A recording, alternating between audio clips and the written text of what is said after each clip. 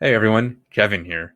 A common question I get from former teachers or others who are interested in becoming IDs is, what should be in my instructional design portfolio? Now, many people have covered this topic in the past already, but I feel there is some more that can be said because, on the one hand, this isn't that hard of a question to answer. But on the other hand, there is a misconception that needs to be addressed first. Namely, your portfolio doesn't have to be a website. Often, people equate the two when a website is just one method you can use to showcase your portfolio. And all a portfolio should be in the first place is a collection of work samples that clearly give a potential employer an idea of what you are personally capable of if they were to hire you. Tim Slade even pointed this out recently, and I was extremely appreciative of it, since the guidance new people to the field are getting has been kind of poor in that regard, especially when they are shown very advanced websites by senior level IDs that fresh faces get discouraged by it because they just haven't reached that level of skill yet. It's important to note that just because you can make a flashy and attention grabbing website does not mean you will make a great ID. You will rarely ever make use of that skill set as one anyway. So if you're committing time to getting noticed, shouldn't it be for something you plan to actually use on the job? Now, I'm not saying you can't use a website. It is a very convenient way to display your work, and it makes things easily shareable after all. But it is that work specifically that employers are interested in. Frankly, many IG jobs are actually gravitating away from viewing websites entirely and are having applicants complete projects showcasing their skills instead because they want to see how they would do in a situation their company often experiences. So just keep that in mind. But all of this still begs the original question, though. So let's talk about what should be in your portfolio. So there's three questions you should consider.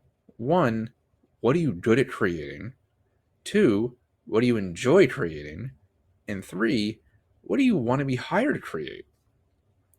You simply need to have a variety of work samples that shows your skills in projects using them, and which satisfies these three questions.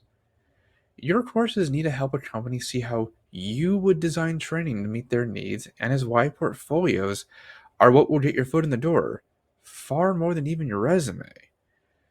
Make sure that your projects show how you physically solved an issue and made the learning engaging at the same time through your graphic design choices and course interactives.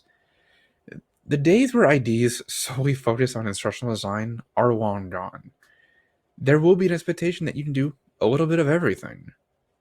Your education and credentials are less important than what you can bring to a company in the here and now.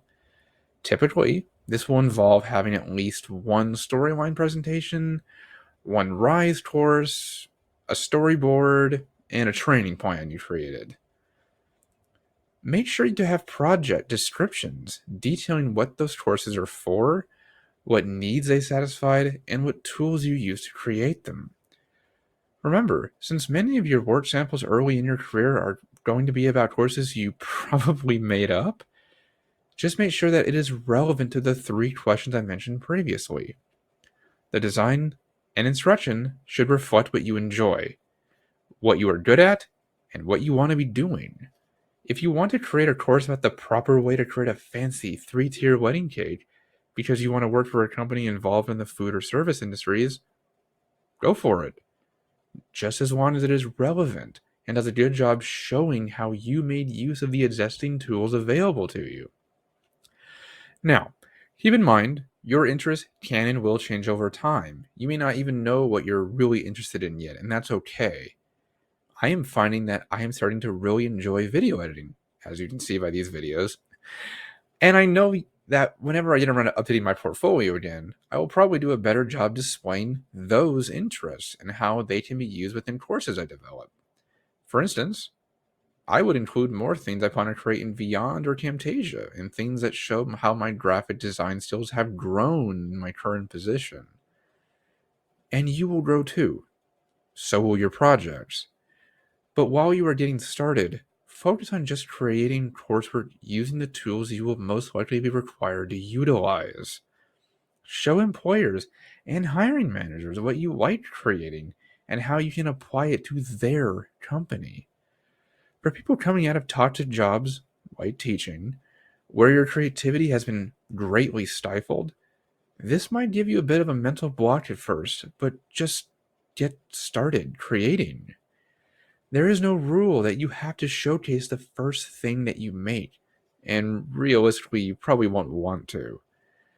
Every little bit of experience grows your skills until you have a flagship product that you would share during an application process.